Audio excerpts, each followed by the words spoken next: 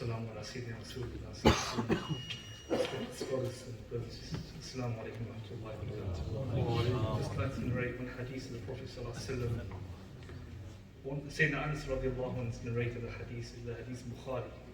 A man came to the Prophet sallallahu alaihi wasallam, and he was asking the Prophet sallallahu alaihi wasallam about the hour, as in about the day of judgment. So he asked the Prophet sallallahu alaihi wasallam, when is the hour? When is the day of judgment? The Prophet sallallahu alaihi wasallam asked him, what have you prepared for it?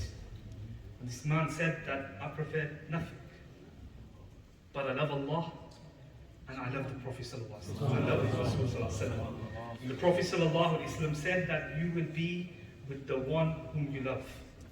And Sayyidina Anas radiallahu ta'ala, and you know, when he heard these blessed words of the Prophet sallallahu alaihi wasallam, he said that we have never been as happy as we were when we heard these words of Rasulullah sallallahu alaihi wasallam. And then Sayyidina Anas radiallahu ta'ala and then said, فأنا أحب النبي صلى الله عليه وسلم وأبا بكر وعمر رضي الله تعالى عنهما وأرجو أن أكون معهم بحبي إياهم وإن لم أعمل بمثل أعمالهم أو كما قال, that I love Sayyidina Muhammad Rasulullah sallallahu alaihi wasallam. I love Sayyidina Abu Bakr radiallahu anhu.